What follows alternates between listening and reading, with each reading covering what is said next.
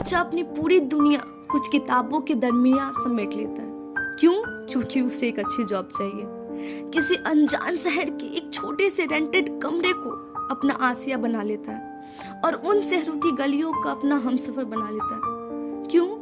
क्योंकि उसे अच्छी जॉब चाहिए। वो अपनी फैमिली, अपने दोस्त और अपने चाहने वालों से दूरियां बना लेता है। क्यों? क्योंकि उसे एक सरकारी नौकरी चाहिए।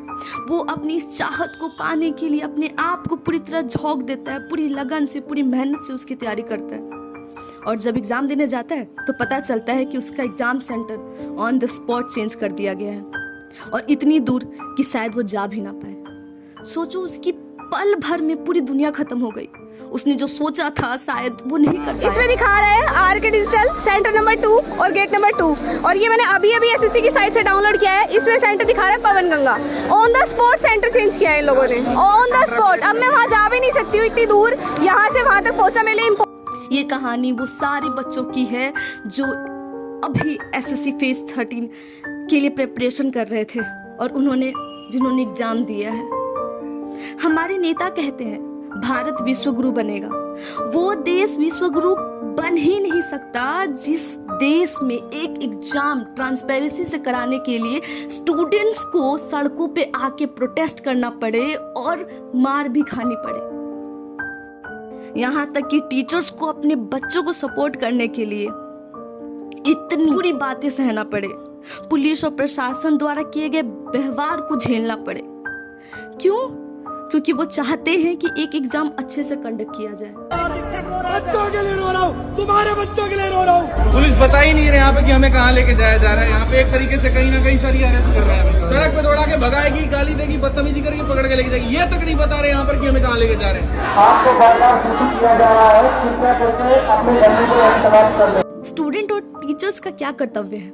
पढ़ना और पढ़ाना। लेकिन हमारे देश का ये हाल है कि वो लोग एक एग्जाम को ट्रांसपेरेंसी से कंडक्ट कराने के लिए सड़कों पे प्रोटेस्ट कर रहे हैं। ये protest exam mismanagement, technical glitch और एडिक्वेट इन्वॉल्वमेंट की वजह से हो रहा है। पहले SSC exam TCS, Tata consultancy service company के हेल्प से कंडक्ट किया जाता था, लेकिन एग्जाम मिसमैनेजमेंट की वजह से उसका टेंडर छीन लिया गया। यही वजह था कि टीसीएस से गवर्नमेंट ने टेंडर छीन के एडिक्विटी को दे दिया। बट एडिक्विटी हैड अ बैड पास्ट। 2022, 2020, 2023 में उस पे पेपर लीक के इल्जाम लगे हैं। हमारी गवर्नमेंट ने एक प्रॉब्लम सॉल्व नहीं किया, उसे बढ़ा दिया, जो हमारी गवर्नमेंट की आदत है। आप सोचो कि किस कदर का मिसमैनेजमेंट हुआ है कि on the spot exam centre change हुआ है। एग्जाम सेंटर इतनी दूर भेजा गया है कि स्टूडेंट को 2 से 3 दिन पहले वहां जाना पड़ता है और एग्जाम सेंटर ऐसी जगह दिया गया है जो सेंटर लगे भी ना। लिटरली आप ये वीडियो देखो, ये घर है जिसे सेंटर बना दिया गया है। क्या मैनेजमेंट है ये? हम 300 किलोमीटर दूर एसएससी का पेपर देने आए थे। मतलब कि ये सेंटर मुझे लग रहा है खेत के बीचों बीच सेंटर, किसी का मकान था उसको ये लोग सेंटर बना दिए हैं। जिसके पास बाइक था वो आ रहा था, बाकी जिसके पास बाइक नहीं है उन्हें पैदल ही जाना था सेंटर तक। बाकी देख सकते हैं यहाँ का माहौल देखिए, बिल्कुल खेतों के बीचों बीच एक मकान। आप यकीन नहीं करोगे, उस दौरान जीएस पेपर में स्टूपिड क्वेश्चन पूछे जाते थे, लिटरली स्टूपिड। एक क्वेश्चन तो ये था कि किंग फिल्म के लंदन ठुमकते की फीमेल सिंगर कौन है? ये क्वेश्चन जीएस पेपर में पूछा जा रहा है और ये एक क्वेश्चन नहीं है, ऐसे बहुत सारे क्वेश्चंस हैं। ये कह रहा है आदित्य प्रतीक सिंह सिसोदिया डीजे वाले बाबू गाने से डेब्यू करने वाले रैपर कौन है? तुम पूछते हो कि इश्क वाला लव की रिकॉर्डिंग के बाद किस गायिका का नाम था? नीति मोहन, जो मैंने आज तक नहीं सुना। जीएस में ये सब पढ़ाई टीचर, ये सब पूछ रहे हो तुम कि 24 जुलाई को जो पेपर था पवन गंगा एजुकेशनल सेंटर पे, वो कैंसिल कर दिया गया है ड्यू टू टेक्निकल फेलियर।